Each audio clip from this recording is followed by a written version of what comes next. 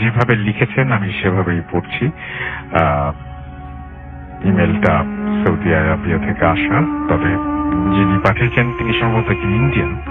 তিনি লিখছেন, আসসালামু আলাইকুম রাসেল ভাই, আমি সুকান্ত মাইতি সৌদি আরবিয়া থেকে। প্রথমত আপনাকে অন্তর্নিহিত অসংখ্য আন্তরিক ধন্যবাদ আমার গতবারের ঘটনাটি যোগ্য মনে করে উপস্থাপনা করার জন্য। জানি আপনি সর্বদাই ভালোর দলে থাকেন। আমার এই ইমেলটি যোগ্য মনে হলে পড়ে শোনাবেন, খুশি হব। জীবনে চলার পথে নিজেদের অজান্তেই আমরা শুভ অশুভ অনেক কিছুই উপলব্ধি করি, কিন্তু জীবনে ব্যস্ত জীবনের জন্য তাচ্ছিল্যতায় আমরা কখনোই তার গুরুত্ব অনুভব করি না। যদি তার কোনো বাস্তবিক রূপ থাকে তবে ঠিক আছে, আর তা না হলে আমরা খুব সহজেই তাতে কুসংস্কারের মালা পরিয়ে দিই। এখন তা বিশ্বাস করা বা না করা সম্পূর্ণ আমাদের উপর নির্ভর করে। এরকমই একটা সংস্কারের সাথে জুড়ে থাকা একটা ঘটনা বলব। আমরা প্রায় সবাই সুতো দিয়ে লেবু লঙ্কা টাঙানোর ব্যাপারটা জানি। খারাপ অথবা অশুভ নজর থেকে বাঁচতে প্রতি সপ্তাহে একবার করে নতুন লেবু লঙ্কা টাঙাতে হয়, সে দোকান হোক বা গাড়ি বাড়ি সর্বত্রই। এখানে এই সমস্ত কথা শুধুমাত্র ঘটনার স্বার্থেই বিবরণ হিসেবে তুলে ধরলাম। যাই হোক, আমি মূল ঘটনায় আসছি। ঘটনাটি ঘটে আমার এক বান্ধবী দাদা বৌদির সঙ্গে।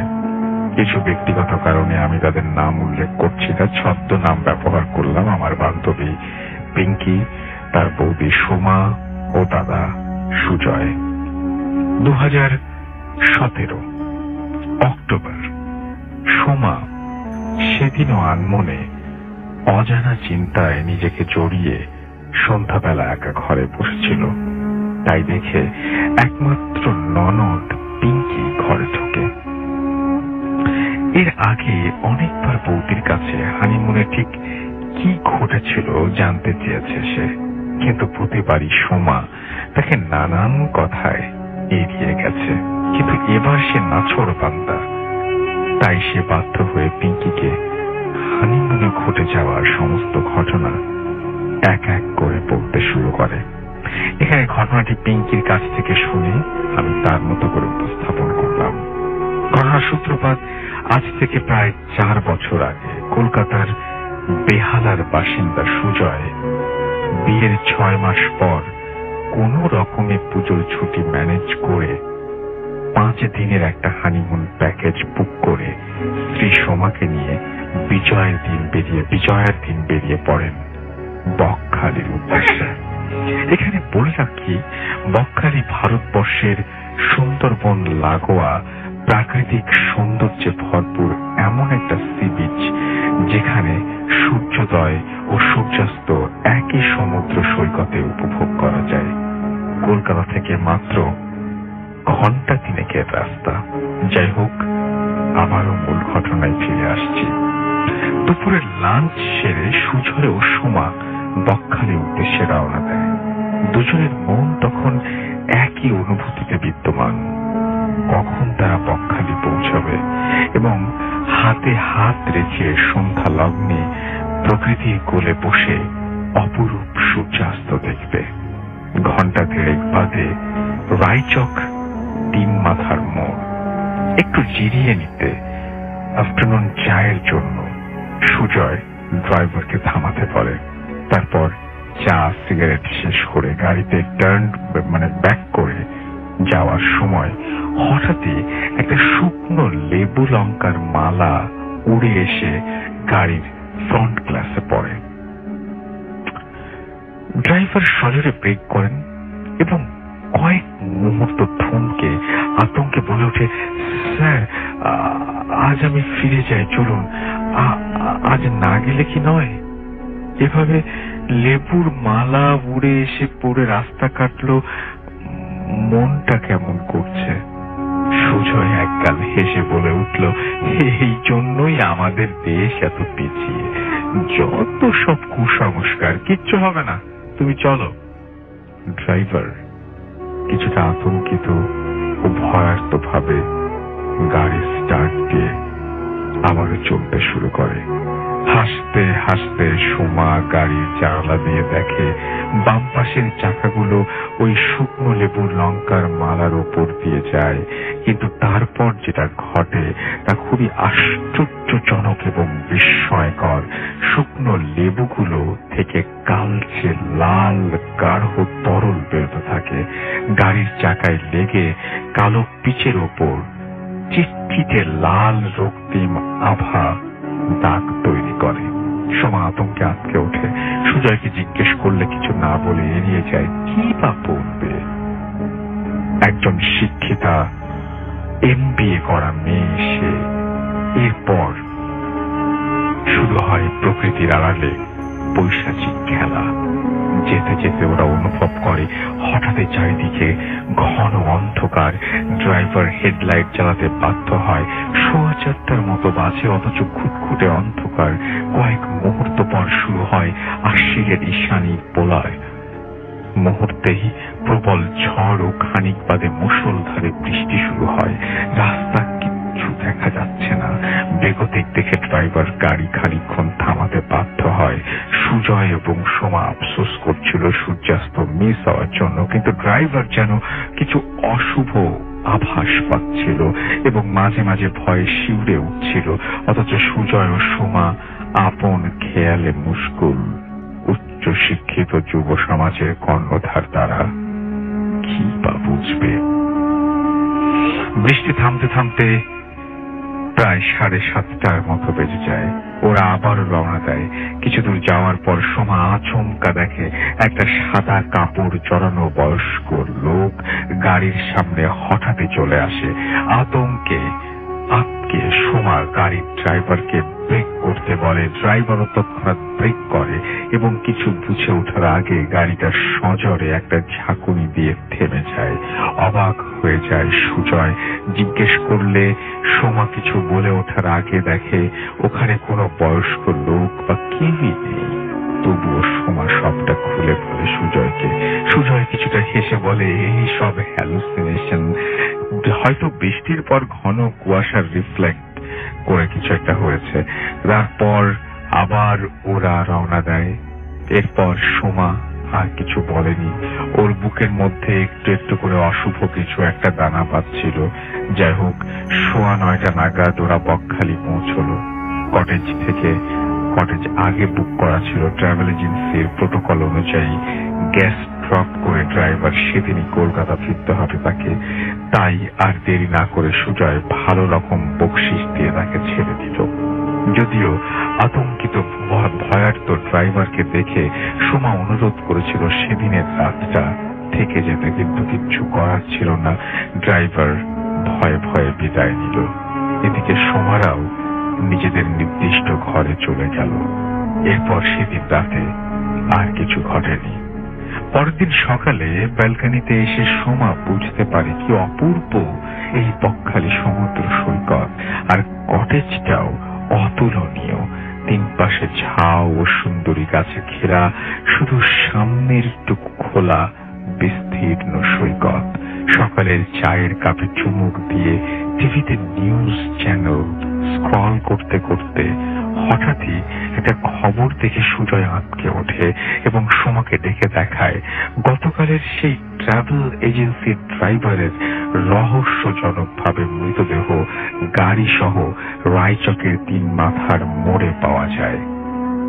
সোমা ভয়ে দুঃখে একটা দীর্ঘ শ্বাস ফেলে বলে, কত করে বলেছিলাম দাদা, আজকে রাতটা থেকে যাও, কালকে সকালে যেও। এমন সময় হঠাৎ দক্ষিণের জানালা খুলে যায় এবং একটা হালকা অথচ কনকনে বাতাস এসে সোমার কানকে ছুঁয়ে যায় এবং কোনো এক অশরীরী অশুভ যেন ফিস ফিস করে বলে যায় যে সেই মেরেছে ড্রাইভারকে। সোমা আটকে ওঠে। এরপর সুজয় কি হয়েছে জানতে চাইলে সোমা কিছু না বলে চুপ করে বসে থাকে। কি বা বলবে সে? নিজেও তখন পর্যন্ত বিশ্বাস করতে পারছিল না। এরপর থেকে সোমা কেমন যেন আনমনা হয়ে যায়। দুপুরে ওরা যখন সমুদ্রে স্নান করতে যায়, তখন কোথা থেকে এক পাগল হঠাৎই তাদের সামনে চলে আসে এবং অপ্রাসঙ্গিক ভাবে সোমাকে জোর গলায় বলতে থাকে, মরবি, তুই মরবি, বাঁচতে চাস তো এখান থেকে চলে যা, যা বলছি। ও তোকে ছাড়বে না, ছিঁড়ে ছিঁড়ে খাবে, চলে যা, চলে যা এখান থেকে। সোমা ভয় শিউরে ওঠে। সুজয় পাগলটাকে দাঁড়ালেও একটা বিকট অট্টহাসি দিতে দিতে বললে, মরবি, সব মরবি, বলতে বলতে চলে যায়। তারপর সোমার মন মেজাজ দেখে সুজয় সেদিনের মতো সোমাকে নিয়ে কটেজে ফেরে। বিকেলে সোমা সুজয়কে বলে যে ওর আর এখানে ভালো লাগছে না, ও ফিরে যেতে চায় কলকাতায়। সুজয় আশ্বস্ত করে বলে, ও কিছু না, তুমি কিছু ভেবো না, ওসব নিয়ে সব ঠিক হয়ে যাবে। তুমি সকালের ব্যালকনিতে বসে বিকেলের শোভা উপভোগ করো, আমি ততক্ষণে সামনের স্টল থেকে এক প্যাকেট সিগারেট নিয়ে আসি। এই বলে সুজয় চলে যায়। সোমা কিছুক্ষণ ওখানে চুপচাপ বসে থাকে। কিছুক্ষণ পর পূবের ঝাউবন দিক থেকে হঠাৎ একটা নাম না জানা পাখি বিভৎস কর্কশ আওয়াজ শুনে তাকাতেই চমকে যায়। দেখে সুজয় যেন জঙ্গলের মধ্যে ঢুকে গেল। সোমা অনেক করে ডাকে সুজয়কে, কিন্তু কোনো সাড়া মেলে না এবং অস্বাভাবিক ঠাউর করে সোমা দেরি না করে তাড়াতাড়ি নিচে গিয়ে সুজয়ের পিছু নেয়। খানিক বাদে সুজয়কে আর দেখা যায় না। এদিকে সন্ধ্যা তখন ধীরে ধীরে রাতের চাদরে ঢাকা পড়ছে। এমন সময় গাছের আড়ালে সে একটা হাত দেখতে পায়। কাছে গিয়ে সুজয় বলে হাতটা ধরার পর যেটা ঘটে সেটা জন্য সে কোনদিন প্রস্তুত ছিল না। হাতটা খুলে চলে আসে এবং সঙ্গে সঙ্গে বালি ও নিজের শরীর, হাত, রক্ত ভিজে যায় এবং একটা বিভৎস মাথা, কাটা শরীর, গলা থেকে রক্ত ফিনকি দিয়ে পড়ছে। সমস্ত শরীরে গভীর আঁচড়ের দাগ, যেন কয়েক মিনিট আগে কেউ নৃশংসভাবে হত্যা করেছে। পায়ের উপর লুটিয়ে পড়ে। ভয়ার্ত সোমা আতঙ্কে বিকট চিৎকার দিয়ে জ্ঞান হারায়। জ্ঞান ফিরতে সে নিজেকে কটেজের রুমে পায়। ভয়ের রেশটা তখনও কাটেনি। অস্থির হয়ে সে সুজয়কে খুঁজতে থাকে। সুজয়, সুজয় কোথায় তুমি? আমি এখানে এলাম কি করে? ও সুজয়কে মেরে ফেলেছে, আমাকেও ছাড়বে না। সুজয়, সুজয়! এই বলে সোমা ভীষণ কান্নাকাটি শুরু করে। সুজয় পাশেই হতভম্বভাবে বিষণ্ণ হয়ে দাঁড়িয়েছিল। ভ্রম ভাঙল সোমার কান্নায়। তৎক্ষণাৎ সোমাকে জড়িয়ে ধরে নানান ভাবে আশ্বস্ত করে বলল, সব ঠিক আছে, কিছু হয়নি। কিছুক্ষণ নিস্তব্ধতার পর সোমা ধীরে ধীরে সমস্ত ঘটনা বলল। ভয়ের রেশটা তখনও বিদ্যমান। সুজয় ব্যাপারটাকে একটু স্বাভাবিক করার জন্য হেসে বলল, ধুর, ও তোমার হ্যালুসিনেশন। উল্টে আমি তোমাকে রুমে না পেয়ে নিচে খোঁজাখুঁজি করছিলাম। এমন সময় তোমার চিৎকার শুনে ঝাউবনের দিকে ছুটে যাই। ওখানে গিয়ে দেখি তুমি অজ্ঞান হয়ে পড়ে আছো। তারপর তোমাকে নিয়ে আসি। আর বিশ্বাস করো, ওখানে কোনো শরীর ছিল না। কলেজের স্টাফ ও ডাক্তার একে একে সবাই রুম থেকে চলে যায়। সোমা তখনও বিশ্বাস করতে পারছিল না সত্যিই কি সেটা হ্যালুসিনেশন ছিল কিনা। রাতে তেমন সে আর ডিনার করেনি। ভয় গুটিসুটি দেওয়া সোমাকে বুকে জড়িয়ে ধরে সুজয় বিছানায় বসে থাকে এবং মনে মনে ঠিক করে যে আর না, পরের দিন সকালে ওরা কলকাতা ফিরে যাবে। এরপর থেকে নানা রকম বিচিত্র, রোমহর্ষক, ভয়ঙ্কর ঘটনা ঘটতে থাকে। হঠাৎই মেঝেতে পড়ে বুকে আঘাত পায় সুজয়। ভাবলো হয়তো ঘুমের ঘোরে সে পড়ে গেছে। টেবিল ঘড়িটা দেখে দেখে বুঝলো রাত তখন 1:15টার মতো বাজে। এমন সময় হঠাৎই ঘরের জানালার কাছে এক অশরীরী ছায়া মূর্তি দেখে সুজয় আতঙ্কে আঁতকে ওঠে। তারপর দেখতে গিয়ে দেখে জানালার কপাটগুলো সজোরে বাড়ি খাচ্ছে, কিন্তু কোনো ছায়া মূর্তি নেই ওখানে। কয়েক মুহূর্ত ভয়ার্ত ভাবে থাকার পর সুজয় নিজেকে বোঝায় হয়তো তাই হ্যালুসিনেশন ছিল। তারপর জানালা বন্ধ করে আবার ঘুমোতে যায়। কিছুক্ষণ পর আবারও একইভাবে মেঝেতে পড়ে যায় সুজয়। এভাবে ভয়ে যেন আরো তাকে চাপড়ে ধরে। নিস্তব্ধ নিশিরাত। এবার সে ঠিক করে আর ডান পাশে নয়, এবার সে বেডে বাম পাশে শুয়ে যাবে। খানিক বাদে হঠাৎই সোমার চিৎকার শুনে ভয়ে বিস্ময়ে সুজয় উঠে পড়ে। তারপর নাইট ল্যাম্পের আলোয় সুজয় যা দেখে সেটা দেখার জন্য সে মোটেও প্রস্তুত ছিল না। সোমা ভয়ে আতঙ্কে ভীষণভাবে কান্না করছে। তাড়াতাড়ি তাকে কাছে নিয়ে বুকে জড়িয়ে ধরে সুজয় টিস্যু দিয়ে তৎক্ষণাৎ তার মুখটা সাফ করে দেয়।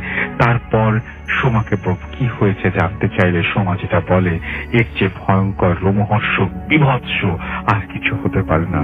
সোমা বলে হঠাৎই কপালে টপ টপ করে জলের মতো কিছু একটা পড়ার অনুভব করে সে। তারপর চোখ খুলে দেখে ঠিক ওপরে ভাসমান অবস্থায় অবিকল তার মতো অথচ দীর্ঘ দিনের পচা গলা একটা পিশাচিনী মেয়ে, যার একটা চোখ আগুনের মতো জ্বলছে, তাকানো যায় না, আর এক পাশে চোখের জায়গায় কাঁচা কঙ্কাল, যেখান থেকে ছুঁয়ে ছুঁয়ে রক্ত পড়ছে। সুজয় একটু স্বাভাবিকের ছলে বলে, ধুর, ও তোমার হ্যালুসিনেশন, ওটা ঘাম ছিল, তুমি ভয় পেয়েছিলে কিনা? আচ্ছা, আমরা সকাল হলে চলে যাব। তারপর তারা কোন রকমে রাতটা কাটিয়ে সকালে কলকাতা ফিরে যাবার প্রস্তুতি নেয়। রুম থেকে বেরোনোর সময় সুজয় ডাস্টবিনে পড়ে থাকা রক্তে ভেজা টিস্যুগুলোর দিকে তাকিয়ে অন্তরের ভয় ও আতঙ্ককে চেপে একটা দীর্ঘশ্বাস ফেলে এবং বেরিয়ে যায়। এই বলে সোমা বলা শেষ করে। পিঙ্কি ভয়ে ও আতঙ্কে অবস্থায় একটা দীর্ঘশ্বাস ফেলে, বিছানা ছেড়ে উঠে পড়ে। ঘড়িতে তখন রাত 10টার মতো বাজে। তারপর সোমাকে বলে, বৌদি, ও বৌদি, 10টা বাজে, দাদা এক্ষুনি এসে পড়বে, চলো ডাইনিং এ যাই। বৌদি, ও বৌদি, এই বলতে বলতে পিঙ্কি সোমার কাছে গিয়ে কাঁধে হাত রেখে এবং নাড়া দেয়। সোমা আস্তে আস্তে মুখটা ঘোরায়। তারপর যা দেখে সে কল্পনাও করতে পারেনি। চিৎকার দিয়ে পড়ে মেঝেতে জ্ঞান হারায়। জ্ঞান ফিরতে দেখে ও বিছানায় শুয়ে, পাশে দাদা বৌদি সবাই দাঁড়িয়ে। কিছু বলার আগে সোমা বলে, কি ব্যাপার, তুমি এই রুমে কি করছো? আমরা এই মাত্র ফিরে এসে দেখি অজ্ঞান অবস্থায় মেঝেতে পড়ে আছো, কি হয়েছে? পিঙ্কি কয়েক মুহূর্ত হতবাক হয়ে চেয়ে রয়। খানিক বাদে সে বৌদিকে একা দেখে সে ঘরে আসে এবং হানিমুনে ঘটে যাওয়া ঘটনা জানতে চায়।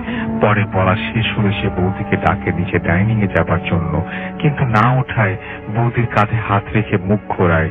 অস্বাভাবিকভাবে বৌদি সেখানে ছিল না, তার জায়গায় ছিল সেই পিশাচিনী মেয়েটা যেখানে বসেছিল। সুজয় একটা দীর্ঘশ্বাস ফেলে বলে, সেদিনের পর থেকে তেমন কোনো ঘটনা ঘটেনি বলে আমি আর ওঝা কবিরাজের কাছে যাইনি। তবে রাতে আমি যখনই বিছানায় ডান পাশে ঘুমাতাম তখনই সোমা উগ্রভাবে রেগে আমাকে বিছানা থেকে ফেলে দিত। যবে থেকে বাম পাশে ঘুমাতে শুরু করি আর কিছু ঘটেনি, কিন্তু এখন দেখছি।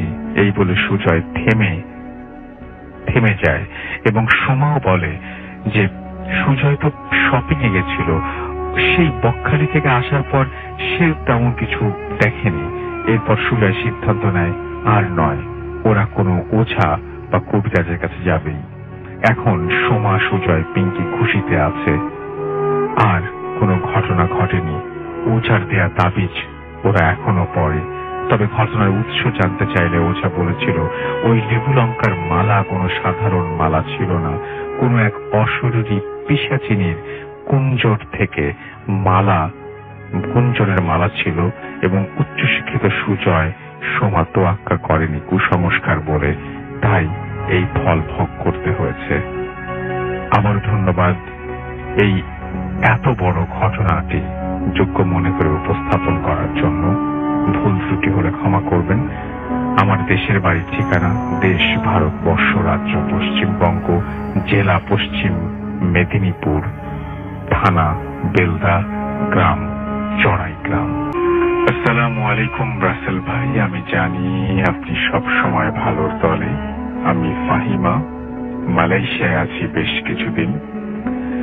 ভূত এফএম শুনি অনেকদিন। আমার ঘটনাটা একটু বড়। ঘটনাটা আমার মালয়েশিয়ান বন্ধু ফাতিন নূর শাফিকা বিনতে রাফিনের কাছ থেকে জানা। ঘটনাটা ব্ল্যাক ম্যাজিক নিয়ে।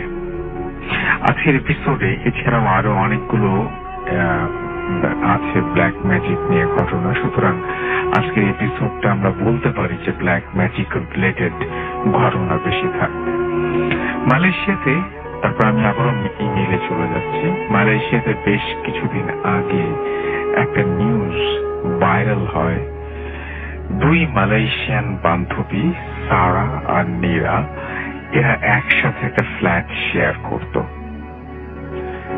সারা ছিল অনেক ধার্মিক ও পরিষ্কার, নীরা ছিল ঠিক উল্টা।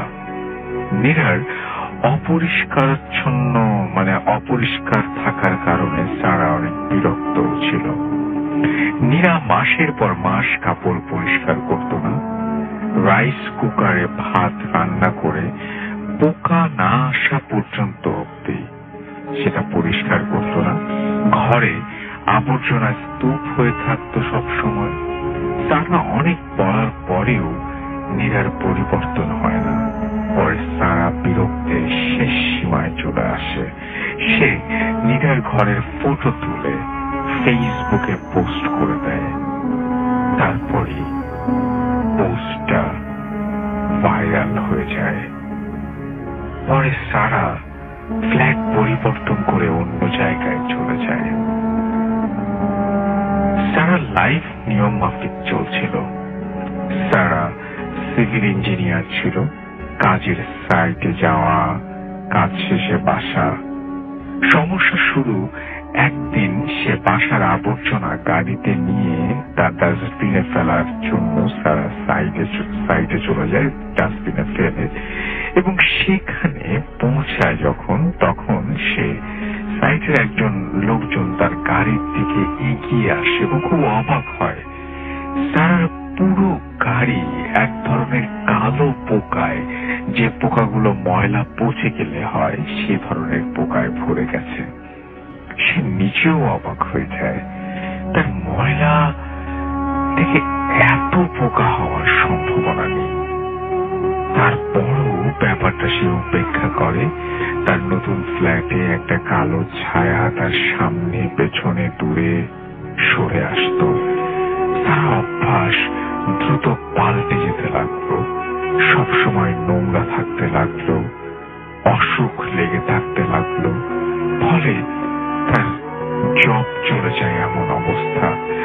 সারা পুরো ফ্ল্যাটে কাউকে আসতে দিত না, এবং ফ্ল্যাটের মধ্যে অন্য কোনো রুম থাকলে ও স্টোর রুমে থাকতেই বেশি পছন্দ করত। কেন তা পরে বলছি। আর পুরো রাত ঠুক ঠুক ঠুক ঠুক আওয়াজ আসতো। এমন 2 মাস চলছে। একদিন ফ্ল্যাট ম্যানেজমেন্ট অফিসে সারার নামে কমপ্লেইন আসে। প্রচন্ড দুর্গন্ধ আসাতে একটি কমপ্লেইন তার ফ্ল্যাটের দিকে তাকিয়ে অন্য ফ্ল্যাটগুলোর বাচ্চারা চিৎকার করে কাঁদত। তাই অফিস থেকে লোক এলো বিষয়টা দেখতে, এবং তারপর তারা যা দেখলো তা অবিশ্বাস্য। পুরো ফ্ল্যাট আবর্জনা দ্বারা পূর্ণ। ময়লা, পচা, কালো পোকা পুরো মেঝেতে হাঁটছে। রাইস কুকার থেকে পোকা উপচে পড়ছে সিঙ্কে। সারাকে পাওয়া গেল স্টোরে। সে প্রায় তন্দ্রাচ্ছন্ন এবং ক্রমাগত স্টোরের দেয়ালে পেরেক ঢুকছে। প্রতিটা দেয়াল প্রায় পূর্ণ। সারা তন্দ্রাচ্ছন্ন বিড়বিড় করে চলেছে, চোখ জবা ফুলের মতো। পুরো দেয়াল জুড়ে রক্ত আর পেরেক। মেঝেতে পোকার আবর্জনার স্তূপ। এক নারকীয় অবস্থা। তারপর সারার বাবা মাকে খবর দেয়া হলো। ডাকা হলো হুজুর। সে ঘরে ঢুকে অবাক হয়ে গেলেন। ঘর ভর্তি কালো কালো ছায়া এলোমেলো ভাবে ঘুরছে। তিনি সারাকে দোয়া পানি পড়ে দিয়ে খেতে দিলেন। সারা পানি পান করলো, যেন সব পরিষ্কার দেখতে পেল। ঘরের অবস্থা দেখতে দেখতে সে কাঁদতে লাগলো। ঠিক তখনই ঘর জুড়ে ঝড় শুরু হয়ে গেল। ওস্তাদ অর্থাৎ হুজুর দোয়া পড়ে কিছুটা শান্ত করলেন অবস্থা। এবার দ্বিতীয় পার্ট। সারা ওই ফ্ল্যাট ছেড়ে যেতে রাজি ছিল না। তারপর সারার লাইফে সবকিছু ঠিকঠাকই চলছিল। বাবা মাও চলে গেল। ওস্তাদ অর্থাৎ হুজুর বলেছেন, এত বড় কালো শক্তির বিরুদ্ধে খুব ভালো কিছু আমি করতে পারিনি। সারা, তুমি সাবধানে থাকবে। সারার একজন এক্স বয়ফ্রেন্ড ছিল। একদিন তার ফোন থেকে কল আসলো। আমি মালাক্কা অর্থাৎ একটা মালয়েশিয়ান স্টেট, সেখানে রোড দুর্ঘটনার রোড অ্যাক্সিডেন্টের শিকার হয়েছে। সারা, তুমি কি আমাকে সাহায্য করবে প্লিজ? সারা অন্য কিছু বিবেচনা না করে সাহায্য করতে গাড়ি নিয়ে বের হয়ে গেল। সারা যখন কিছুটা নির্জন রাস্তায়, তার সামনে মাটি থেকে কয়েক ফিট ওপরে ভেসে উঠে এলো এক মূর্তি, কালো কাপড়ে ঢাকা। সে আর কেউ নয়, সারার বান্ধবী নীরা। সারা চিনতে কষ্ট হলো না একদম। সারা ভয়ে মারাত্মক দুর্ঘটনা ঘটিয়ে ফেলল। পরে তাকে হাসপাতালে নিলে সে প্রি-কোমায় চলে যায়। কিছুদিন পরে জ্ঞান ফিরলে সারা লক্ষ্য করে নার্সরা তার কাছে আসতে ভয় পায়। পরে একজন নার্স তাকে জিজ্ঞেস করলে সে বলে কয়েকদিন সারা প্রি-কোমায় ছিল এবং নার্সরা যখন তার শরীর ঢেকে দিতে চাইত, তার পা সবসময় চাদর থেকে বেরিয়ে আসতো এবং পা দুটির জায়গায় অনেকগুলো কালো পা বেরিয়ে আসতো। পরে সারা কিছুটা সুস্থ হয়, কিন্তু হাতের কিছু অংশ অবশ হয়ে যায়। ওস্তাদ অর্থাৎ হুজুরকে সব বলার পর সে এর পেছনে নীরা জড়িত এটা জানায়। সারাকে তিনি বলেন, নীরাকে খুঁজে বের করে তুমি মাফ চাও। সারা খুঁজতে শুরু করে নীরাকে। তৃতীয় পার্ট। সারা আগের প্রতিবেশী বা বান্ধবীদের জিজ্ঞাসা করলে তারা বলে অনেক দিন তারা নীরার কোনো খোঁজ খবর জানে না। নীরার বাবা মা অনেক আগেই মারা গিয়েছিল। তারা এই খবর জানার পর বাড়ি ফিরছিল। লিফটে ওঠার পর সেই আগের মূর্তিটা লিফটের মধ্যে দেখা যায়, যার মুখ নীরার মতো বিশ্রী একটা হাসি। সে বলে, কেন তুমি নীরাকে খুঁজছো? তুমি তো নীরাকে রেখে চলে এসেছ। তুমি নীরা যখন একসাথে ছিলে, তোমার কারণে আমরা নীরার আশেপাশে থাকতে পারতাম না। তুমি সবসময় পরিষ্কার করে রাখতে, নামাজ পড়তে, তারপরও আমরা থাকতাম। কিন্তু নীরাকে সবচেয়ে বেশি কষ্ট দিয়েছ নিউজ ভাইরাল করে। এটা নীরা মেনে নিতে পারে নাই, তাই নীরা প্রতিশোধ নিতে আমাদের তোমার কাছে পাঠিয়েছে। আর আমরা যে কোনো মূল্যে প্রতিশোধ নেব। কখনো তোমাকে ছেড়ে যাব না। সারা প্রচন্ড ভয় পেলেও বলে, প্লিজ আমাকে ক্ষমা করে দাও। আমার জীবন প্রায় শেষ হয়ে গেছে।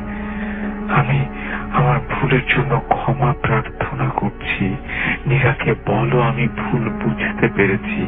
মূর্তিটি বিকট শব্দে হাসতে শুরু করে এবং বলে, অসম্ভব, তোমাকে ধীরে ধীরে শেষ করতেই আমাদের আশা। আমাদের থেকে মুক্তি নাই তোমার। তারপর সারা চিৎকার দিয়ে অজ্ঞান হয়ে যায়। পরের লোকজন করে। সারা খুব একটা চলাফেরা করতে পারে না এখন। একা থাকা সম্ভব হয় না তার পক্ষে। সে মোটামুটি প্রতিবন্ধীর মতো জীবন যাপন করতে থাকে। ব্ল্যাক ম্যাজিকের প্রভাব এখনো তার উপর আছে। পরে নীরার ব্যাপারে হুজুরকে জিজ্ঞাসা করা হলে তিনি বলেন, সম্ভবত নীরা ব্ল্যাক ম্যাজিক দ্বারা সারার জীবন শেষ করতে শয়তানের কাছে নিজের জীবন উৎসর্গ করতে চেয়েছিল। তাকে দুনিয়াতে আর খুঁজে পাওয়া হয়তো সম্ভব নয়। ঘটনা সত্যি, যা এখানে খুব উত্তেজনা তৈরি করে। আমি চেষ্টা করেছি গুছিয়ে লিখতে, কতটা পেরেছি জানি না। লেখাটি পড়লে খুশি হব। ভালো থাকবেন আশা করি। ফাহিমা আক্তার। আসসালামু আলাইকুম লিসেনার্স, আমি আবু সাইদ বলছিলাম। আমি এসেছি খিলগাঁও, ঢাকা থেকে। ওকে। ঘটনাটি আমার ঘটনাটি আসলে ব্ল্যাক ম্যাজিক কেন্দ্রিক। ঘটনাটা আমি শুনেছি আমাদের মহল্লার মসজিদের ইমাম সাহেবের কাছ থেকে। আচ্ছা। আমি সরাসরি আমার ঘটনায় চলে যাচ্ছি। আমার মসজিদের মহল্লার ইমাম সাহেবের বাড়ি ঝিনাইদহ জেলাতে। তো ওনার গ্রামের এই ঘটনাটা খুবই ওই এলাকার প্রসিদ্ধ একটি ঘটনা, অনেকেই জানেন। ঘটনাটা শুরু আসলে 1998-99 সালের দিকে। আমার যে ঘটনার মূল চরিত্র, যাকে নিয়ে ঘটনাটা, ওনার নামটা হচ্ছে মুর্শেদ।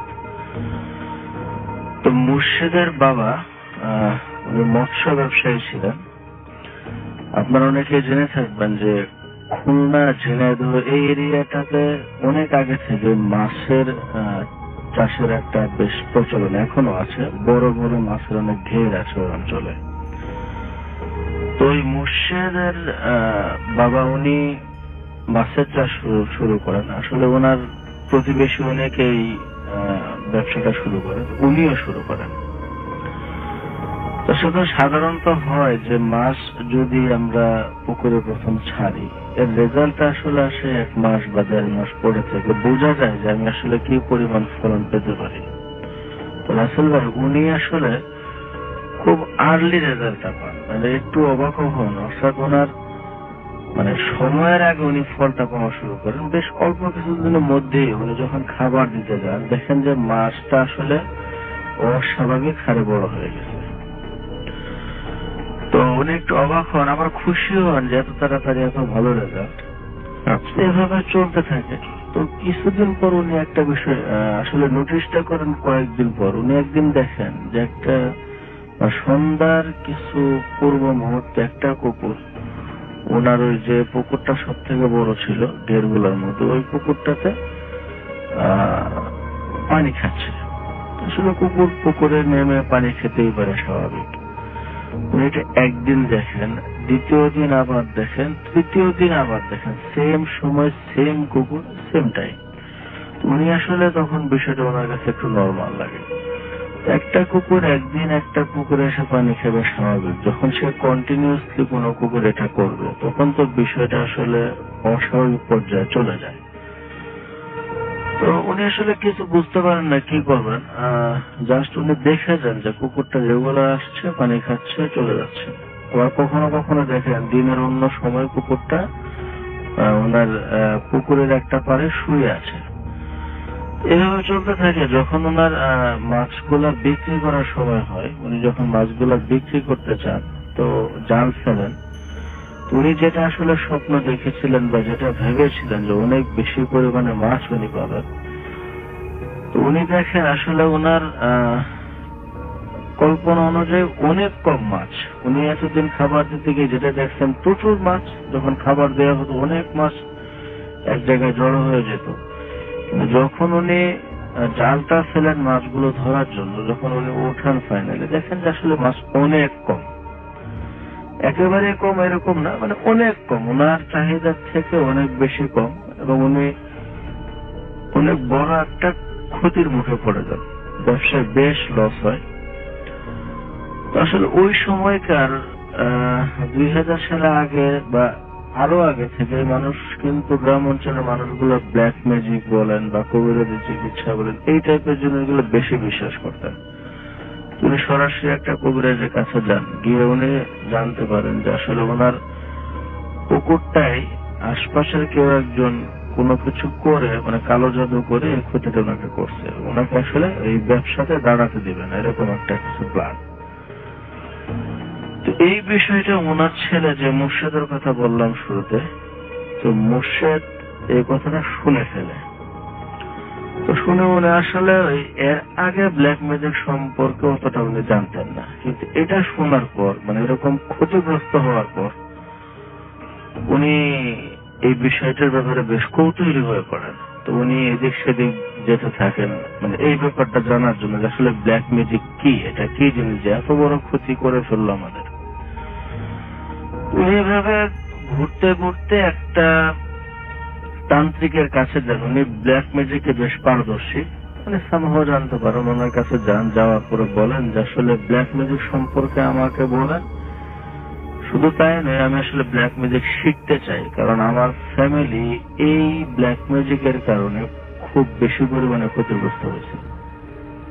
তো তান্ত্রিক বা ওই গুরু ওনাকে বলেন, মুর্শিদকে বলেন যে আসলে ব্ল্যাক ম্যাজিকটা সবার জন্য না, এটা শিখতে গেলে বা এটাকে আয়ত্ত করতে গেলে প্রচুর পরিমাণে সাহস এবং অনেক কঠিন কঠিন কিছু পরীক্ষার মধ্য দিয়ে যেতে হয়, যেটা হয়তো বা আপনি নিতে পারবেন না। তো এইভাবে বলে উনি ওনাকে বারবার ফিরিয়ে যেতে থাকেন। তো একটা সময় ওই গুরুটা রাজি হয়ে যায় তাকে শিখাবে। তখন ওই মুর্শিদকে গুরুটা বলেন যে আমি তোমাকে কিছু টাস্ক দিচ্ছি বা কিছু পরীক্ষা দিচ্ছি, কিছু বিষয় তোমাকে কালেক্ট করতে বলবো, এগুলো যদি তুমি আমাকে টাইমলি এনে দিতে পারো তবে আমি তোমাকে ব্ল্যাক ম্যাজিক কি বা ফর্মুলাটা কিভাবে তুমি অ্যাপ্লাই করবো সেগুলো আমি তোমাকে শেখাবো। তো উনি রাজি হয়, ঠিক আছে আপনি বলতে থাকেন। তো বলেন ঠিক আছে তুমি আগামীকাল আসো। সে আবার যায়, যাওয়ার পর গুরু তাকে প্রথমে তাকে কি বলে একটা পরীক্ষা দেয় বা একটা টাস্ক দেয় যে তুমি একটা কবর থেকে কাফনের কাপড়, লাশ যে আছে লাশের মাথার অংশ থেকে কাফনের কাপড় 1 হাত পরিমাণ তুমি কেটে নিয়ে আসবা। যদি এখন তুমি যদি কোনো দোকান থেকে কেটে আনো সেটা আমি বুঝে ফেলবো যে তুমি দোকান থেকে কিনে এটা কাটছো, কিন্তু তোমাকে কাটতে হবে কবর থেকে, সেটা আমি দেখেই বুঝবো তুমি এটা কোত্থেকে আনছো। উনি চলে আসেন। আসলে যদি কাফনের কাপড়টা সংগ্রহ করতে হয় নতুন কবর থেকে নিতে হবে, কারণ একটা সময় গেলে কাপড়টা পচে যায় সাধারণভাবে। উনি ওনার গ্রাম থেকে একটু দূরে একটা গুরুস্থান সিলেক্ট করেন এবং উনি ফলো করতে থাকেন। তো উনি দেখেন যে একদিন একটা লাশ দাফন করা হয়, ওই কবরটাকে উনি মার্ক করেন। গুরুস্থানে পড়ানোটা একটু দেয়। আসলে সাধারণত গ্রাম দেশে ওই সময় বা এখনো গুরুস্থানগুলো লোকালয় থেকে একটু দূরে হয়, যেখানে লোকদের জনবসতি আছে, তো ওর থেকে একটু দূরে হয়। তো গুরুস্থানটা ছিল মূলত নির্জন স্থানে, নদীর একটা পারে গুরুস্থান ছিল, কোনো বাউন্ডারি ছিল না, খোলামেলা জায়গাতে ছিল। উনি যায় এই কাফনের কাপড়টা সংগ্রহ করার জন্য। তো উনি মধ্যরাত্রে যান এবং ওনাকে বলা হয় শনিবার বা মঙ্গলবার রাত্রে যাবে। উনি সম্ভবত খেয়াল নাই, মঙ্গলবার রাত্রে সম্ভবত যায়। তো মোটামুটি অন্ধকার ছিল, একটা টর্চ আর একটা কাপড়টা যেটা দিয়ে কাটবো একটা যন্ত্র নিয়ে উনি যান, গিয়ে কবরটা উনি খুঁড়তে থাকেন। স্বাভাবিকভাবে উনি কবরটা খোঁড়েন এবং এই সময়ের মাঝে ওনার সাথে কোনো ধরনের কোনো অস্বাভাবিক কিছু উনি নোটিস করেন না। বাস স্বাভাবিকভাবে একটা অন্ধকার পরিবেশ, গোরস্থান, আসলে গোরস্থান, অন্ধকার পরিবেশ, গ্রামের এই জিনিসগুলো এমনিতে একটা মানে ভয়ের কারণ। ন্যাচারালি যতটুকু মানে একটা ভীতি থাকে ওরকম মনের মধ্যেও ছিল, যেহেতু উনি মানুষ আর লাইফে প্রথমবার এটা করতে গেছেন। তো আসলে একটু ভয়ে ভয়ে কাজটা উনি করতেছেন। তো কবরটা খোঁড়ার পর বাঁশগুলো টান দিয়ে উনি কবরে নামেন। তো পরে মাথার অংশ থেকে উনি কাপড়টা কেটে নেন, কেটে নিয়ে উঠে আসেন। তখন কবরটাকে আগের মতো করতেছেন, যে বাঁশটা আবার দিয়ে মাটিগুলো আবার চাপা দিবেন। যখন উনি বাঁশগুলো দিতে যান তখন একটা কৌতূহল হয় যে লাশটা আমি একটু দেখি কি অবস্থা। স্বাভাবিকভাবে এরকম কৌতূহল জাগতেই পারে। তুমি টর্চটা নিয়ে লাশটার দিকে উনি টর্চটা ফেলেন। যখন উনি জিনিসটা দেখেন যে লাশটার মুখ থেকে জিহ্বাটা টান দিয়ে বের করে এবং পায়ের সাথে পেছনে পুরা বডি জুড়ে ওনার জিহ্বাটা, এই জিনিসটা দেখে সে আর নিতে পারে না। সে কবরটাকে কি ঠিকঠাক করবো, ওখান থেকে উনি দৌড়ে চলে আসেন। যখন ওখান থেকে দৌড় দেন প্রচুর পরিমাণে একটা গরম বাতাস ওনার গায়ে লাগতে থাকে। আর মানে গাছ থেকে যদি একসাথে মানে বন্দুকের ফায়ার করার পরে পাখি কাক এরকম একসাথে উড়ে গেলে যেমন একটা আওয়াজ হয়, চেঁচামেচির ওমন একটা আওয়াজ থাকে। উনি একটা সময় গোরস্থান থেকে বেশ দূরে চলে আসেন, অনেক ঘাবড়ে যান। আবার ওই গুরুর উপদেশ গুলো মনে রাখেন যে ভয় পেলে চলবে না, এগুলো পরীক্ষার মাঝখানে চলে আসলে অনেক ক্ষতি হবে, এরকম ওনাকে অনেক কিছু শুরু থেকে নির্দেশনা দেওয়া থাকে। উনি পরদিন এই কাপড়টা গুরুর কাছে নিয়ে যান, তান্ত্রিকের কাছে। তো উনি বলেন যে হ্যাঁ ঠিক আছে, তোমাকে আর একটা আমি পরীক্ষা দেবো, এটাই তোমার জন্য শেষ, এবং তুমি যদি এই কাজটা করতে পারো তুমি এই ব্ল্যাক ম্যাজিকের জায়গায় তো অনেক বেশি একটা পাওয়ার তুমি অর্জন করতে পারবা। মানে তুমি যদি খুব বড় রকমের ব্ল্যাক ম্যাজিশিয়ান হতে চাও, তুমি এটা যদি করতে পারো তাহলে তোমার অনেক বেশি পাওয়ার অর্জন হবে। কাজটা খুব কঠিন, কিন্তু করতে পারলে তোমার জন্য অনেক লাভ, তুমি খুব পাওয়ারফুল একটা ব্ল্যাক ম্যাজিশিয়ান হবে। বলে আচ্ছা ঠিক আছে, যত কঠিন হোক আমি করবো। তো ওনাকে 3-4 দিন সময় আবার আসতে বলে এই মুর্শেদকে। মুর্শেদ যথারীতি আবার যান, যাওয়ার পরে গুরু ওনাকে বলেন যেটা, যে এখন তুমি আমাকে হিন্দুদের মন্দিরের যে পুরোহিত হয়, পুরোহিত অথবা কোনো ব্রাহ্মণ বা কোনো ইসকন আশ্রমের কোনো গুরু, এরকম হিন্দুদের বিশেষ কিছু ব্যক্তি আছে যারা, এদের মধ্যে অনেকে বলে রাখে যে লাশটা আমি যদি মরে যাই, আমার লাশটা কেউ চিতায় না পড়ে মাটিতে পুঁতে ফেলবে বা দাফন করে দেবে আমার পোশাক সহ। যে পোশাকটা হিন্দুদের গুরুরা সাধারণত পরে থাকেন, লাল কাপড়ের একটা পোশাক, সেলাই ছাড়া, চাদরের মধ্যে গায়ে মোড়ানো থাকে, ওই পোশাকটা সহ মানে কবরস্থ করার কথা আমার অনেকে বলে যায়। ওই টাইপের একটা লোকের তুমি যদি মাথায় আনতে পারো তো তোমার জন্য এটা খুব বেশি পরিমাণে লাভ হবে। তো মুর্শিদ বলে একটু কঠিন যদিও, ঠিক আছে আমি করবো। তো একটা সমস্যা হচ্ছে আমি কোথায় বুঝবো যে কোন শ্মশানে এমন গুরুদের এমন লোকেদের লাশ কোথায়, সেটা তো আসলে ফলো করা খুব কঠিন। তখন ওই তান্ত্রিক মুর্শিদকে বলেন যে আমি তোমাকে বলে দেব কবি কোথায় হচ্ছে, লোকেশন আমি তোমাকে দিয়ে দেব, তুমি শুধু সময় মতো গিয়ে জিনিসটা আমাকে এনে দেবে। আচ্ছা ঠিক আছে। তো সময় যেতে থাকে, প্রায় 2-3 মাস পরে একটা সময় তাকে আমার ডেকে নেয়, বলে যে হ্যাঁ যশোর জেলাতে, উনি ছিলেন ঝিনাইদহতে, যে যশোর জেলাতে আমি নামটা বলছিলাম, আমাকে একটা শ্মশান আছে, ওখানে এই যে প্রথম যে লাশটা শ্মশানে নিয়ে আসা হয়, যেখানে রাখা হয়, আসলে প্রত্যেকটা শ্মশানের মাঝখানে একটা ছাদ করা একটা জায়গা থাকে, ছাদের নিচে প্রথমে রাখা হয়, পরে তো চিতায় শোয়ানো হয়। ওই প্রথমে যে জায়গাতে লাশটা রাখা হয় ওই ঘরটার একটু সামনেই বাঁশ পোতা থাকবে একটা জায়গাতে, কবরের মতো দেখবে, ওই জায়গাতে লাশটা ওনার আছে, তুমি গেলেই তুমি পাবা, তুমি যাও, চলে যাও। তো মুর্শিদ যথারীতি প্রস্তুতি নিয়ে চলে যান, এবং একদিন স্টে করার পর উনি ওখানে শনিবার রাত্রে সম্ভবত, হ্যাঁ উনি যায়। তো যখন শ্মশানে প্রবেশ করে সবকিছু স্বাভাবিক ছিল, নর্মালি ছিল। উনি যাওয়ার পরে ওখানে ওই বাঁশটা দেখে কবরটা শনাক্ত করে উনি কবরটা খুঁড়তে থাকেন। তো খুঁড়ে উনি হ্যাঁ দেখেন যে এরকম লাল চাদরে কাপড়ে মোড়ানো একটা লাশ। উনি বাস মাথাটা কাটতে থাকেন। যখন উনি গলায় ছুরিটা চালানো স্টার্ট করেন, সাধারণত আমরা যখন গরু জবাই করি, গরুকে যখন আমরা ছেড়ে দিই রক্ত ঝরার জন্য বা জীবনটা যাওয়ার জন্য, একটা আওয়াজ করতে হয় গোঙানোর মতো। ওরকম একটা আওয়াজ শুরু থেকে হতে থাকে লাস্ট থেকে। ওনার হাত পা সব অসাড় হয়ে আসে ভয়েতে।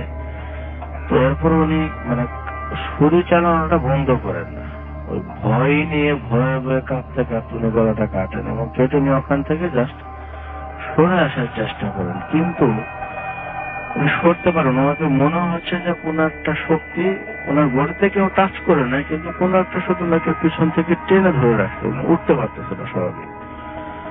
খুব কষ্ট ওখান থেকে উনি মুভ করে এবং চলে আসে। এবং যখন উনি চলে আসেন তখন মানে ওই ঘুমানোর আওয়াজটা ওনার পিছে পিছে ধাওয়া করতে থাকে, যে মনে হচ্ছে ঘুমানোর আওয়াজটা ওনার পিছে পিছে আসতেছে। একটা সময় শ্মশান থেকে যখন বেশ দূরে চলে আসেন তখন এই শব্দটা থাকে না। উনি যথারীতি ব্যাক করে ওনার গুরুর কাছে এই মাথাটা নিয়ে যান। নিয়ে যাওয়ার পর ওনার গুরু বলে, ঠিক আছে এটা তুমি দিয়ে যাও, আমি তোমাকে পরে আবার ডেকে নেব, এখন তোমার আর কোনো ধরনের কোনো পরীক্ষা নেই, আমি তোমাকে এখন বলে দেবো কিভাবে তুমি ব্ল্যাক ম্যাজিক অ্যাপ্লাই করবে। উনি আসলে চলে আসেন। চলে আসার পর পরের দিন থেকেই রাত্রে ওনার একটা আওয়াজ শুনতে পান, ওই গোঙানির আওয়াজটা, যে একটা কারোর গলা কাটলে গলা থেকে যেমন একটা অস্পষ্ট গোঙানোর একটা আওয়াজ বের হবে, ঘর ঘর ঘর একটা আওয়াজ, এমন আওয়াজ উনি শুনতে পান। ওনার ঘরের এটা অনেকেই শুনে মাঝে মাঝে। তো 2-4 দিন এমন যাওয়ার পরে উনি আসলে একটু কৌতূহল হয়ে পড়েন যে আসলে আওয়াজটা কোত্থেকে আসে আমি একটু দেখি। একদিন রাত্রে উনি এটা দেখার জন্য ঘর থেকে বের হন। আসলে 3-4 দিন বিরক্ত হওয়ার পর যখন উনি বের হন তখন ওনার মনে হচ্ছে কখনো টিউবওয়েলের যে সাইডটা, গ্রাম থেকে সাধারণত টিউবওয়েল গুলা ঘর থেকে একটু দূরে দেওয়া হয়, ওখান থেকে আসতেছে। কখনো মনে হচ্ছে যে ঝোপের পেছন থেকে আসতেছে, কখনো মনে হচ্ছে বাড়ির সামনে থেকে আসতেছে, এরকম হয়। উনি আসলে এই আওয়াজটা ফলো করতে করতে ওনার ঘর থেকে বাড়ি থেকে একটু দূরে চলে যান।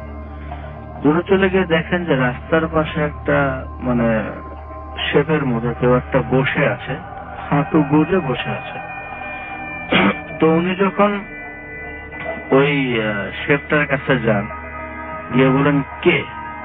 আসলে উনি সবকিছু ভুলে গেছেন, দুনিয়াটা মানে সবকিছু ভুলে গেছেন, যে এখন কত রাত বা আমি কোথায় আসছি ওনার এগুলো কোনো হুঁশ নেই। উনি জাস্ট মানে মনে হচ্ছে কেউ ওনাকে হিপনোটাইজ করে ফেলছে। তো উনি গিয়ে বলেন যে কে।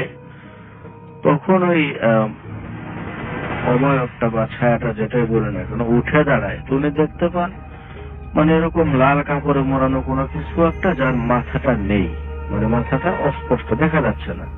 এটা জাস্ট ওনার সামনে থেকে চলে যাচ্ছে এবং একটা পর্যায়ে ভ্যানিশ হয়ে যায়, আর কোনো কিছু না। উনিও ওখানে মানে জ্ঞান হারিয়ে ফেলেন, সেন্সলেস হয়ে পড়ে যান। পরে সকালে তাকে উদ্ধার করা হয়। উনি বেশ 3-4 দিন অসুস্থ থাকার পর মানে খুব কথাবার্তা একদম বলেন না, জ্ঞান শূন্য ছিলেন। পরে যখন হুঁশ আসে পরে উনি সব খুলে বলেন যে আমার সাথে এই ঘটছে। পরে যখন ওই তান্ত্রিককে খোঁজ করা হয় গুরুকে, ওনাকে আর পাওয়া যায় না। আসলে বেসিক্যালি ওই গুরুটা মানে যে তান্ত্রিকটা ছিল ওনারই এই মাথাটা দরকার ছিল, পরে যেটা জানা যায়। উনি জাস্ট ওইটা নিয়ে ওখান থেকে পালিয়ে চলে যায়। তো এই লোকটা মোর্শেদ অনেক দিন যাবৎ অসুস্থ থাকে। তো অসুস্থ থাকার কোনো ট্রিটমেন্টে কোনো ধরনের কোনো কাজ হয় না। উনি আস্তে আস্তে দেখা গেল যে স্বাস্থ্য কমে শুকিয়ে মারা যান। তো এই ছিল ব্ল্যাক ম্যাজিকের একটা মানে প্রভাব, যে অন্য কেউ ওনার একটা উদ্দেশ্য হাসিল করার জন্য একটা সাধারণ লোককে বিপদে ফেলে। আসলে ব্ল্যাক ম্যাজিক এটা মানে কোনোভাবেই মানুষের উপকারের জন্য না, এটা সবসময় ক্ষতিকর। আর আমরা চাইবো যে সমস্ত ব্ল্যাক ম্যাজিক মুক্ত থাকুক এবং কেউ ওটা শিখতে না যাক, বা যারা শিখে তাদেরকেও বারণ করুক। এই ছিল আমার story. Thank you so much আপনার ঘটনার জন্য। আপনাকে অনেক ধন্যবাদ। আমরাও চাই যে ব্ল্যাক ম্যাজিক নিয়ে অ্যাটলিস্ট কেউ এক্সপেরিমেন্ট করতে যাবেন না, যত আগ্রহী থাক না কেন। এটা সবসময় ক্ষতি করে, এটা কোনো উপকার নিয়ে আসে না। এবং সাময়িক উপকারের চাইতে আপনার দীর্ঘমেয়াদী যে ক্ষতি, সেটার সেই ক্ষতিপূরণের কোনো মানে ক্ষতিপূরণ হওয়া সম্ভব না আর কি। চলুন শুনে আসি আমাদের দ্বিতীয় অতিথির ঘটনা। সবার আগে জানতে চাইবো আপনার নাম, আপনি কোথা থেকে এসেছেন, তারপরে আপনার ঘটনায় যাব।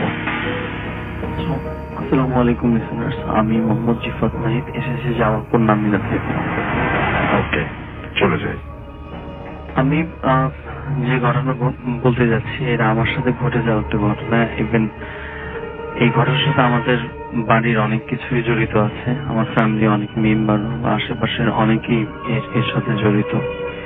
সত্যি আমি আমার বাসার একটু বর্ণনা দিতে চাই। আমাদের বাড়িটা পাকা বাড়ি, তবে বেশ কিছুদিন আগে, অলমোস্ট 40 ইয়ার্স। তো আমাদের বাড়ির পেছনে লোকজন আগে বসত করতো, এখন নাই। এখন একটু জঙ্গলের মতো আছে, বাঁশ যাকে বলে, তার পেছনে নদী। ঘটনার শুরু অনেক আগে থেকে ছিল, তবে আমি কনসার্ন ছিলাম না। আমি হঠাৎ একদিন, আমার মা বাসায় থাকে না, আম্মু আমার নানু বাড়িতে একটা স্কুলে জব করেন, সপ্তাহে 1-2 দিন থাকেন।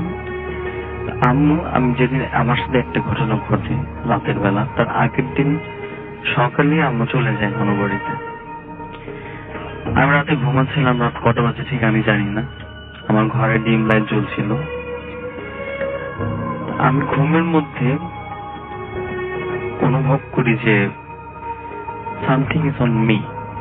আচ্ছা। একটা খুব ধরনের একটা শক্তি, একটা চাপ আমার সম্পূর্ণ শরীরের সবটা জুড়ে আছে।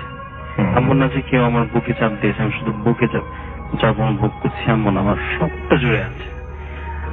আমার হাত ছিল বুকে, আমি হাত নামানোর চেষ্টা করছিলাম, আমি জানি না আমি কেন নামাতে পারিনি। চোখ খোলার চেষ্টা করছিলাম, চিৎকার দেওয়ার চেষ্টা করছিলাম, কিছুই করতে পারি। এই অবস্থায় আমি আমার যত ধরনের দোয়া দরুদ আমি জানতাম, আমি পড়া শুরু করলাম। শেষ পর্যন্ত আমি আয়াতুল কুরসি জানতাম যে এটা এমন এক দোয়া যে সমস্ত বিপদ থেকে উদ্ধার করে।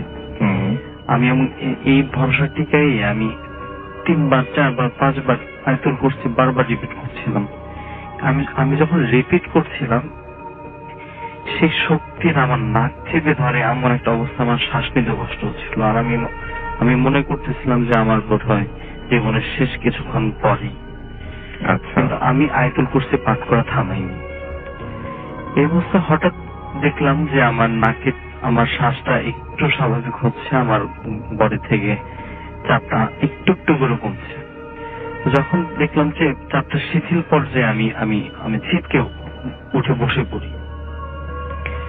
বসে দেখি যে আমার মশারির পাশে আম্মু বসে আছে। আমি যেহেতু খুব ভয় পেয়েছিলাম, আমি এর আগে কখনো এটা অনুভব করিনি, এই ধরনের সত্যি এই ধরনের কোনো চাপ।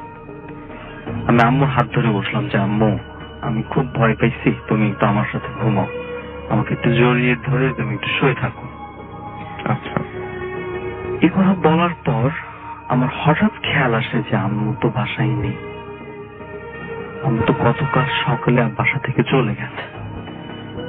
আম্মু এখানে কিভাবে আসে? আমার দরজাও তো বন্ধ।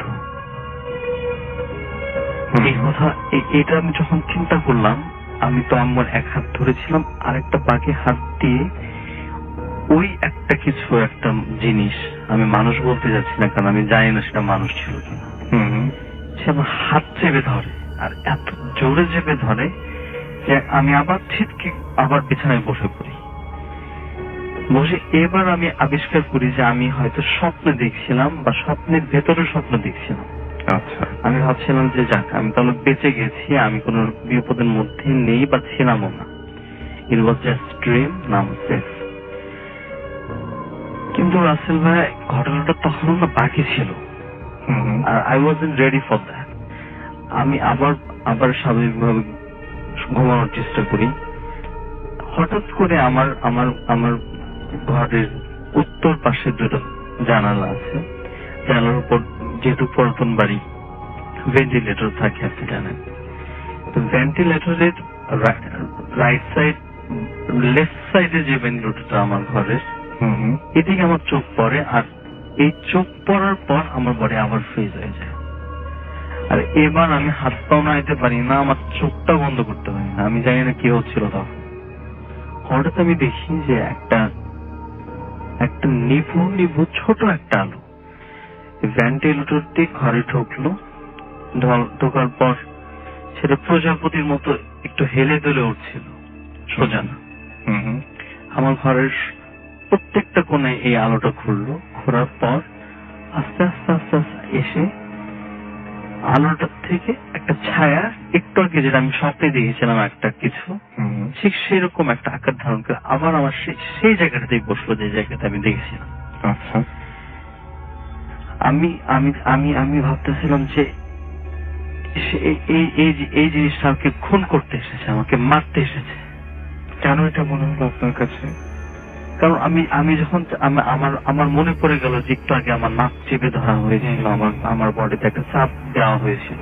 আচ্ছা, এখন আমি তখন তো আমি নিজেকে খুব অসহায় ভাবছিলাম যে একটু আগে যেটা হচ্ছিল সেটা যেটা হতো তাহলে ভালো ছিল, আমি কিছু দেখতে পেতাম না। কিন্তু এবার আমি দেখতেছি, আমি আমার বডি নামাতে পারছিলাম, আমি আমার চোখে পাতা ফেলতে পারছিলাম না, কারণ আমাকে বাধ্য করা হইতেছিল সবকিছু দেখার জন্য। সেই জিনিসটা আস্তে আস্তে মশারির ওপাশ থেকে আমার কানের কাছে আসে। আসার পর আমাকে বলে যে ফিস ফিস করে যে 7.5 মাইল দূরে যা, দক্ষিণে যা, ওখানে গেলে পাবি, না গেলে ক্ষতি হবে। 7.5 মাইল অনেকবার রিপিট করে। সেটা যতক্ষণ সেটা ছিল আমার পাশে, বারবার মাঝখানে একটা কথা বলছে ভাঙা জাহাজ। এটা কি আমি জানি না, বলে যে ভাঙা জাহাজ আছে, ওখানে যা, ভালো কিছু পাবি, না গেলে ক্ষতি হবে। আচ্ছা, এটা অনেকবার বলার পর সে আস্তে আস্তে আবার ওই আলো ধারণ করে আবার আমার রুমের, আমার বিছানার চারপাশে ঘুরে প্রত্যেকটা কোণা, এবং আস্তে আস্তে নিম্ন আলো হয়ে ভেতরে চলে যায়। সে রাতে আমি আর ঘুমাতে পারিনি। তখন আমি ছোট ছিলাম, আমার কাছে ফোন ছিল না, আর আমার আব্বুর ঘর ভাইয়াদের ঘর একটু দূরে ছিল, আমি কাউকে ডাকতে পারিনি। তো আমি জানি সে রাতে আমি কেমন অসহায় ছিলাম। পরের দিন হলে আমি আব্বুর ফোন থেকে আম্মু ফোন করে জানাই যে আম্মু, আমার সাথে এরকম একটা কিছু ঘটেছে। আম্মু বলে যে তুমি চিন্তা করো না, আর ঘটবে না তোমার সাথে এমন কিছু, তুমি আর কোনো টেনশন করো না, আমি চলে আসতেছি। আম্মু আসেন। আমি বলে রাখি যে তখনকার সময় আমি যখন ছোট ছিলাম, তখন আমাদের বাড়ির আশেপাশে অনেক চাচি, অনেক ভাইয়া, অনেক চাচু, ওনাদের শারীরিক কিছু অসুস্থতার জন্য একজন কবিরাজকে হায়ার করে নিয়ে আসা হইতো। আচ্ছা, আমাদের বাড়িটা একটু বড়, একটু পুরাতন, আমাদের কিছু অ্যাভেলেবল রুম ছিল। তা আমরা ওনাকে থাকতে দিতাম, যে কবিরাজ মানুষ এসছে, কাজকর্ম করতেছে, মানুষের উপকার করতেছে, উনি থাকুক। আমরা মাঝে মধ্যে আমরা খেতে দিতাম, বা মাঝে মধ্যে আঙ্কেল আন্টিদের বাড়ি থেকে খাবার আসতো।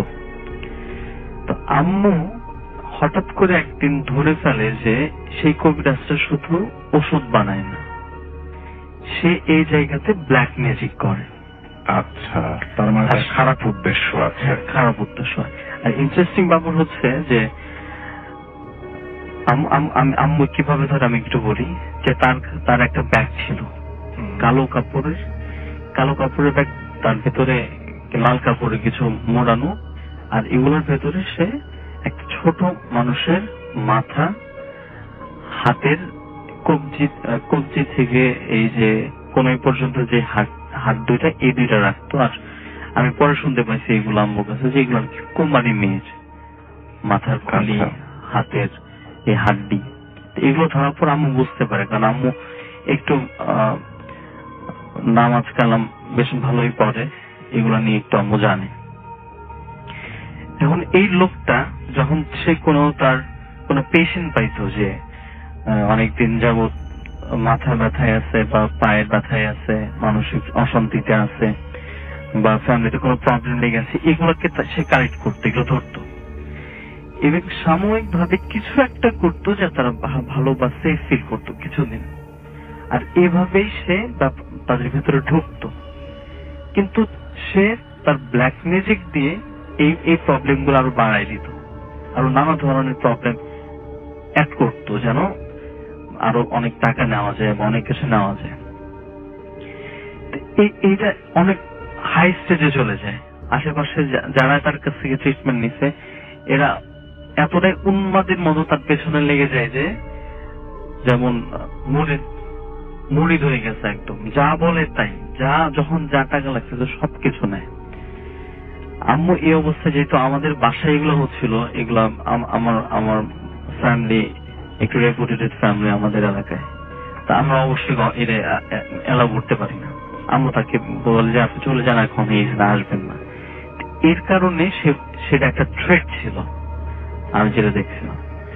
এরপরে তাকে আবার বাসায় আনা হয়, তাকে জিজ্ঞেস করা হয় হোয়াট ইজ ইউর প্রবলেম। কারণ আমি টের পাই যে এটা তারই কাজ। সে বলে যে না, আমি যা করতেছি আপনাদের কোনো ক্ষতি হবে না, আপনি আমাকে করতে দেন, আর বাকি কিছু হবে না, আপনি কোনো টেনশন নিন, আপনি এর মাঝখানে আসলে আমাকে শুধু অ্যালাউ করতে দেন, আমি যেখানে এর থেকে কাজগুলো করতে পারি। আর সেটা তো কখনো সম্ভব না যে সে একটা খারাপ কাজ করবে সেটা আমরা অ্যালাউ করবো। আমার আরো একজন হুজুর জামালপুর শহরে একজনের সাথে পরিচয় ছিল, তো আম্মু তাকে বলে যে আমার বাসায় এমন একটা প্রবলেম হইতেছে যে আমার ফ্যামিলিতে থ্রেট আসতেছে, সে জোর করে কাজটা করতে চায় আমার বাসা থেকে। হুজুর বলে যে ঠিক আছে, আমি একদিন আপনাদের বাড়ির আশেপাশে কোথাও থাকবো, আপনি এক কাজ করেন, আপনি ওনাকে বলেন যে আপনার কোন একটা প্রবলেম হয়ে গেলে সেটার জন্য সে সলভ করে। আর আম্মু যখন এই অফারটা তাকে দেয় আমাদের বাসায় আসার পর, সে অনেক খুশি হয় যে এখন এই ফ্যামিলিতে তার ব্ল্যাক ম্যাজিক করার কোন একটা সুযোগ সে পেল। তো সে খুব আগ্রহ নিয়ে এবং তার ফুল প্রিপারেশন নিয়ে সে তার কাজে নেমে যায়। একদিন রাতের বেলা, রাতের আনুমানিক 11:30 বা 12টা বাজে, আচ্ছা, সে আম্মুকে নিয়ে, আমার ভাইয়া, আমার সবচেয়ে বড় ভাই রকি, তো রকি ভাই আর আম্মুকে নিয়ে সে ঘরের ভেতর একটা কাজ করতে বসে। তো ঘরে ছিল আগরবাতি 5টা, মোমবাতি 5টা, ওই যে হাড়গুলা ক্রস করে বসানো হাড়, আর মাথা হচ্ছে তার দিক করে। আর সে চোখ বন্ধ করেছিল, হাতে কোনো একটা কিছু, কোন লাল রঙের কালি ছিল, যা দিয়ে সে ফ্লোরে একটা কিছু আঘাত ছিল চোখ বন্ধ করে।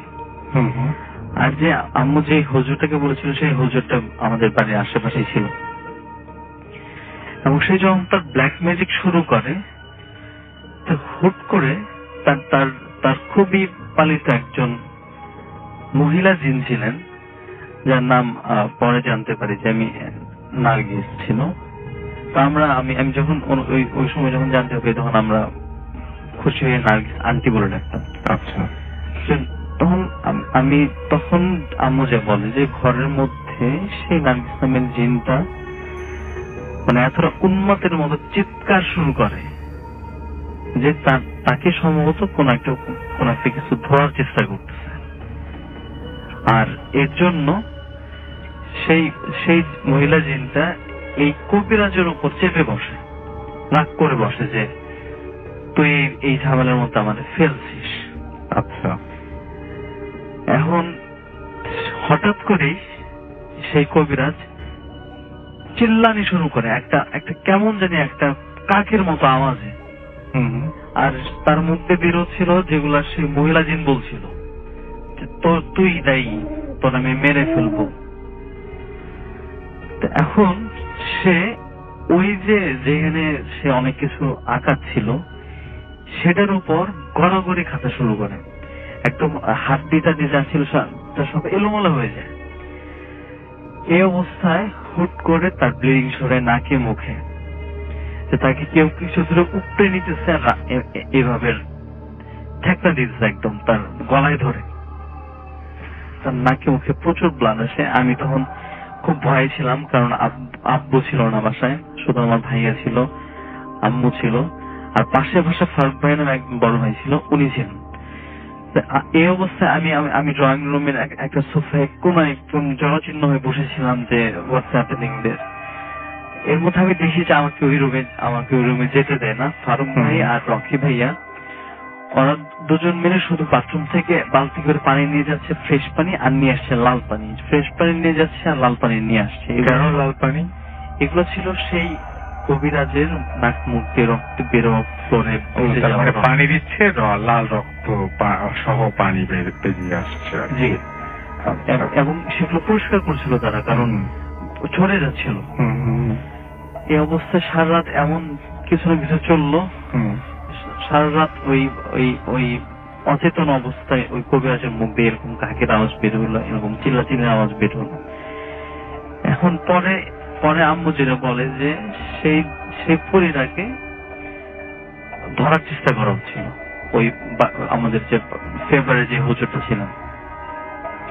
এরপরে ওই পরীটা সহ পরীটা ভয় পেয়ে যায়, কারণ এই বাইরে সে আর থাকতে চায় না, যে এখানে কাজ করলে সে আর আসবে না। ইভেন কবিরাজ আমার কাছে ক্ষমা চেয়ে যায় যে আমাদের মাফ করবেন, আমি আর এইখানে আসতে চাই না, আমাকে মাফ করবেন।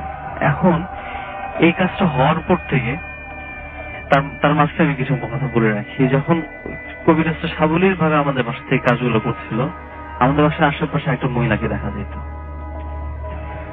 সেই মহিলাটা ঘুরতো আমাদের মাসিল গণ্য। কেমন দেখতে সে? তাকে দেখা যেত আমাদের ছাদের উপরে, আর আমাদের মাসিল ঘর নামে একটা ঘর আছে যেখানে আমাদের নামাজ কালাম পড়া হয়। সেই ঘরটার পেছনে একটা আম গাছ, সেই আম গাছের নিচে। আচ্ছা। আর হুট করেই কবিরাজ যে বছর থেকে আমাদের ওই এখানে আসে, আম গাছে আম খুব বেড়ে গিয়েছিল। আচ্ছা। খুব আম হতো। তো আমাদের বাসার পেছনে কিছু পতিত জমি ছিল, সেখানে গরিবদের আমরা থাকতে দিয়েছিলাম যাদের জমি নেই। তো তারা বলেছে যে মহিলাটা দেখা যেত প্রায়, মহিলাটার বয়স খুব বেশি হইলে 20-22 হবে এরকম মনে হয়। তবে মহিলাটার একটা জিনিস ছিল অ্যাবনর্মাল, যে তার মুখ দেখা যেত না। মহিলা যখন সামনের দিকে হাঁটতো শুধু তার চুল দেখা যেত, পেছন দিক থেকে হাঁটতো শুধু তার চুল দেখা যেত। তার মানে মুখ ছিল না, সামনে পেছনে দুই পাশে লম্বা চুল ছিল। আচ্ছা, খুবই অদ্ভুত। এবং সে একজন মহিলা ছিল, বৃদ্ধ, তার নাম বলছি না আমি। সে আমাদের ওই আম গাছের পাশে সে তার বাথরুম বানিয়ে ফেলছিল। আচ্ছা। কয়েকদিন সেই কাজ করার পর সে একদিন ফজরের পরে সেখান থেকে চুলের মুঠ ধরে সে যেখানে বাথরুম করতো সেখানে তাকে একটা এরকম একটা ঠেকনা দেওয়া হয়। আচ্ছা। এবং আমাদের বাসায় যিনি কাজ করতেন ওনাকে আমি অনেকবার বলেছি যে মাহফিল ঘরটা যেন তুমি পরিষ্কার রাখবা, সন্ধ্যায় তুমি আগরবাতি মোমবাতি জ্বালিয়ে রাখবা। কেন? কারণ আমরা একসময় বুঝতে পারি যে আমাদের সন্ধ্যার পর আর পুরো রাত জুড়ে জিনরা আমাদের ওই মাহফিল ঘরে নামাজ পড়তেন বা তার প্রেয়ার্স এর জন্য তারা ইউজ করতেন। এর জন্য আমি বলতো যে যেন ওই মাহফিল ঘরটাকে পরিষ্কার রাখা হয় ওনাদের রেসপেক্টে, মাহফিল ঘরের পবিত্রতা রক্ষার জন্য। আমাদের কাজে যে হেল্প করতেন সেই মহিলাটা এই রাতে ডিলে করতো, একদম অলসতা করতো। একদিন রাতের বেলা আমাদের বারান্দার পাশে, মাহফিল ঘরের পাশে একটা বাথরুম আছে, সে বাথরুমটা উনি ইউজ করতেন। তো বাথরুমটা কি উনি বের হয়েছে, ওনাকে ঠিক একই ভাবে ঘাট ধরে এমন ভাবে ফেলে দেওয়া হয় যে উনি ঘাট অনেক দিন সোজা করতে পারেনি। আমি বলছিল যে ইটস এ পানিশমেন্ট, তোমাকে যে বললেই বারবার তুমি করো না। এখন আমাদের মাহফিল ঘরে কিছু একটা অদ্ভুত ঘটনা ঘটে এখন, যে যেহেতু সেটা মাহফিল ঘর, সন্ধ্যা মাগরিবের নামাজের পর কোন ধরনের লোকাল আড্ডা, কোন ধরনের মানে জাগতিক বিষয় নিয়ে কথাবার্তা, এই ধরনের কোন কিছু এই মাহফিল ঘরে কোন একটা জিনিস অ্যালাউ করতো না। কি হতো? সেটা আমাদের পশ্চিম পাশের দুইটা জানালার মধ্যে বাম পাশে যে জানালা আছে, এখানে এ ধরনের কোন একটা আড্ডা যদি একটা আসর জমতো, অমনি খুব জোরে করে কেউ লাথি মারত, খুব রাগ। আচ্ছা, এটা তো পাড়ার ছেলে মেয়ে হতে পারে। হ্যাঁ, এর জন্য আমি ছোটবেলা খুব কিউরিয়াস ছিলাম সবকিছু নিয়ে। আমার কাছে কেন জানি মন, আমি নিজে খুব দুষ্টামি করতাম, তাই মনটা কেউ যেন দুষ্টামি করে ওই জায়গায়। একদিন সন্ধ্যায় আমি জানতাম যে আমাদের কিছু চাচি আছে বাসায় আশেপাশে, ওনারা মাগরিবে নামাজ পড়তে আসে ওই ঘরে। তারপর মহিলা একটু বসলে যেমন একটু নিজেদের আলাপ আলোচনা শুরু হয়, আমি জানতাম যে এরকম একটা আলাপ আলোচনা তারা শুরু করবে, আমি জানতাম। আমি করেছি কি, মাইক্রোওয়েভ ঠিক পরের সময় গিয়ে ওই মাহফিল ঘরে ওই জানালাটার ও পাশে যে ওই যে আমাদের একটা ওয়াল ছিল, ওয়ালের পাশে দাঁড়িয়ে আছে যে কে এই কাজটা করে আমি আজকে দেখবো, ধরবো। এখানে জিন দিন এই ধরনের কিছুই না, someone is doing that। আমার বিশ্বাস ছিল এরকম। আমি এরকম বসে থাকতে একটা আধা ঘন্টা পর যখন ঈশার নামাজের আজান হবে, ঠিক তার আগে আমি দেখলাম আমার সামনে ধাপাস করে আওয়াজটা হইলো। আমি দেখতেছিলাম যে জানালার কাঠটা ভাইব্রেট করতেছিল, আমার নিজের দেখা। আমি তখন আমি আসলে বাসায় এসে কাউকে কিছু বলতে পারিনি যে আমি ওখানে ছিলাম। আমার অবস্থা বেশ কয়েকদিন খারাপ ছিল, আমি ভয় পেয়ে গেছিলাম খুব। আমি ওর সাথে কথা বলতে পারিনি কয়েকদিন। এইভাবে মানে এই ব্যাপারগুলো ঘটতে থাকে। তবে আরেকটা ব্যাপার যে আমাদের বাসায় এগুলো যাদেরই উপস্থিতি ছিল তারা আমাদের দিকে কোনোদিন ক্ষতি করে। আপনার চোখের সামনে জানালা বন্ধ হয়ে গেল কিন্তু আপনি কাউকে দেখলেন না? আচ্ছা, মানে খুবই জোরে। আর আমি ছোটবেলায় আমার একটা এক্সপিরিয়েন্স ছিল যে এই জিনিসগুলো যে আছে, আমি ছাদ থেকে একবার পিছলে পড়ে যাই। আমি যখন মাটিতে পড়ি আমার কাছে মনে হয়েছিল যে আমি ইচ্ছা করে শুইলাম এই হাত দিয়ে ভর করে, মানে এতটা আরামে পড়ে যায় যে আমি বুঝতে পারি না যে কিছু হয়েছে। একদম ক্লাস 2 তে পড়ি। এত ছোটবেলায় আসলে এতটা কিছু হবে। আবার প্রায় 12 ফিট লম্বা ছিলাম। নিচে ইট ছিল, গাছের সেবা ছিল। আমি কিছু হয়নি। যাই হোক, এরকম বিভিন্ন ধরনের মানে প্যারানর্মাল বিষয় আপনাদের ফ্যামিলিতে অ্যাবনর্মালের সমস্ত জিনিসপত্র ঘটে এবং এখনো পর্যন্ত সেগুলো ঘটছে, রাইট? ঘটে, এখনো পর্যন্ত ঘটছে। থ্যাংক ইউ সো মাচ, আপনাকে অনেক ধন্যবাদ।